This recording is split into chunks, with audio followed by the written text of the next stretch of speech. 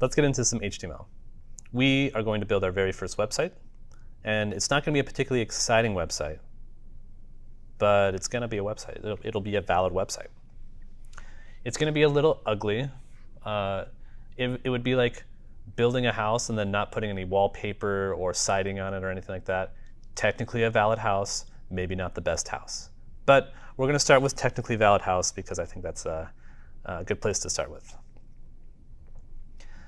So HTML, hypertext markup language, technically not a programming language because it doesn't actually do anything. You can think of it kind of like English, right? You can't run English. When you just say English, it has meaning, right? But and it's the same thing with HTML. It has meaning, but it actually doesn't run. It doesn't do anything by itself. You'll need the JavaScript to actually do something to it.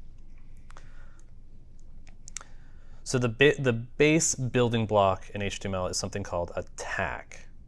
And here, on this line right here, we have the most basic HTML that you could think of. So I have my text here. This is a title to my document. And then it's surrounded by these two, what we call tags, a beginning tag and an end tag. Okay.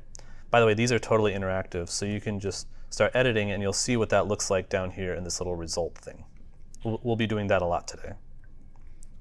Okay.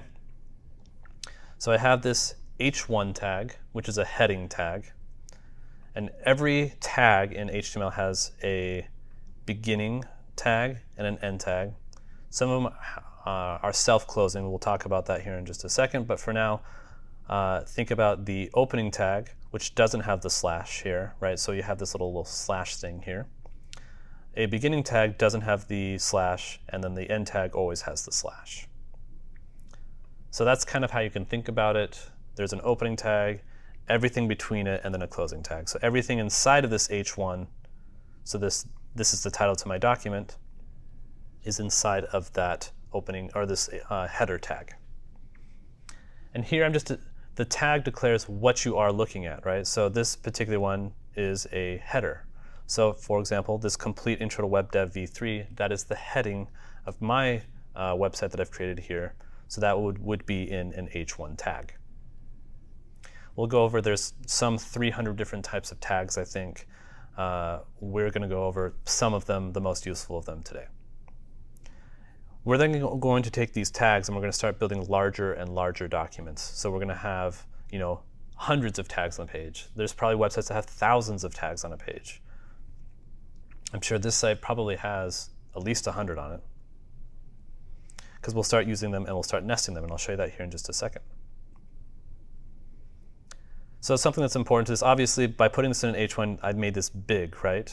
And I can put it in a different kind of tag, like if I made this a p tag instead of an h1 tag, notice that it is much smaller now, right? Because a paragraph of text, which is what p stands for, it's going to be much smaller than like a heading, right? Like think if you're creating a Word document, you have some sort of heading, right? And then it'll have all the little text underneath it. That's kind of the same concept here. But just know that later, I can actually go and use CSS, the styling component here, to make things bigger or smaller or things like that. So what I'm actually more communicating here by what kind of tag I'm choosing is what the semantic meaning of this particular bit of text is, right? If I wouldn't want to put like a paragraph of text here, like this paragraph here, I wouldn't want to make that an h1 because it's not a heading in my document, right? Whereas like something like this tags portion right here, this is obviously a heading. I would want to use some sort of heading tag for it. That's kind of the idea here of how we choose which tag to use. You'll have a ton of practice by the end of this course, so if it's not sticking quite yet, just know that you're going to get a lot of repetition on it. Hopefully one of these explanations of it will stick. Practice, practice, practice, basically. So h1s, that belies the fact that there's probably an h2, which you're right, there's actually h1 all the way down to h6. And that's because you have headings and subheadings on your subheadings all the way down to h6. I don't think I ever use h6s, to be honest with you, but they're available there if you ever needed them. Okay. Know that if it's ever angle bracket, which is what these are called, and then slash, it's always a heading or a closing tag, right? So this slash belies the fact that it's always going to be a closing tag. Okay. We'll talk about self-closing tags here in a little bit, or sometimes called void tags, though I don't hear that definition very much anymore. But that'll look like this, where you'll have like a slash there at the end, and that's a tag that opens itself and closes itself. Though technically you can actually leave it off, it's optional. So sometimes sometimes you will see opening tags that don't close because they are self-closing tags. So again, we'll talk about it. Okay. So you can nest tags as well, right? So I have a div tag, which stands for a division. You're basically saying like here is a something that's self-contained, and let me rephrase that here in just a second. But I have an h1 tag here, right? My hi tag here, or I can put something else, the title of my website, right? But notice that I have a div tag that contains an h1 tag, and then it closes the div down here, right? So that's kind of my point here, is you can have nesting of tags, right? And I could actually put another div in here and another h tag here, the subtitle of my website, right? And so I have an h1 here, and then I have another div here, and then I have an h2 here, right? So you can see that's showing up here. So the question you might ask me is, how much can I nest this? And the answer is infinitely, right? Like some of these, if you looked them into my source code, are nested probably 15 to 20 layers deep, probably even more nested than that. So there's no limit to how much you can nest these.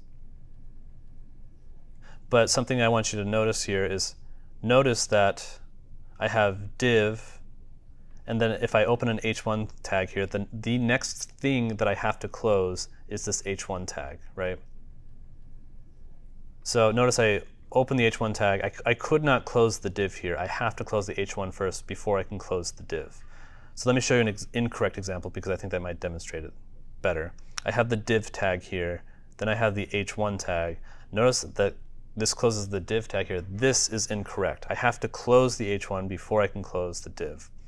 So another way of verbalizing that is that the most recently opened tag must be the first one closed. So this h1 here is the most recently opened one. Or let's look at this h2. This h2 is the most recently opened tag, therefore I have to close it before I can close the div. I think it's intuitive once you start working with it, but it's kind of hard to verbalize, right? But it just makes it so that everything neatly nests together. Think of those Russian nesting dolls, right? I have to close the inner one before I can close the outer one, right? You have to have pieces that fit together and things that fit inside of each other. It's kind of the same idea here. That's kind of the basic premise of what tags are. We're basically just making content, and then we're putting them inside of tags that describe what's inside of them. So again, think of it like writing a Word doc, but instead of going highlighting something and saying, make this italics, we're going to put a tag around it that says this is emphasized text, that then describes what is inside of the text. It's actually a relatively similar process to writing a Word document. Cool. We'll talk about what divs are literally here in the next chapter. So if you have a question like, what is a div? I'm literally about to show you. All right, let's get into types of tags. So I've shown you an h1. I've shown you, alluded to what a div tag is. I'm just going to go through now and show you a bunch of different kinds of tags. So first one here, we have the heading tag, or the h1 tag. But I wanted to show you that there's actually all the way down to h6. Now you might ask, Brian, why does this h2 have an underline underneath it? It's actually using the CSS directly from my website. So every time you see one of these with a line underneath it, it's my h2 tag, right? So I have the h1 up here, Complete Intro to Web Dev. It's the name of my entire course. It's the name of my entire document, right? Some people will say that you can only have one h1 tag on a page. I'm not so draconian that I think that's the case, but some people will say that.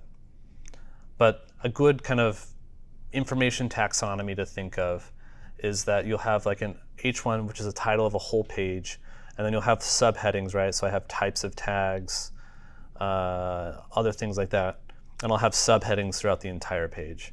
And then if my types of tags had a subheading underneath that, I would use an H3, so on and so forth. It's so that you can have various types of like nesting of headings. I've probably gone down to like an H4 before. I don't think I've ever used an H5 or H6 before, because I don't think I've ever had such nested information before. But you could, and it exists precisely for that reason. But notice there's kind of like this implied information hierarchy by making the headings smaller and smaller. And again, just to remind you, these are editable if you want to mess around with them. That's kind of the point here of me making these little editable tags here, is so that you can try them and see them and mess around with them and have fun. There's a lot of learning to be done in play, I think, personally. Okay, so I have a paragraph tag here, and I showed you that maybe a little bit earlier, but it's basically I have a paragraph of text.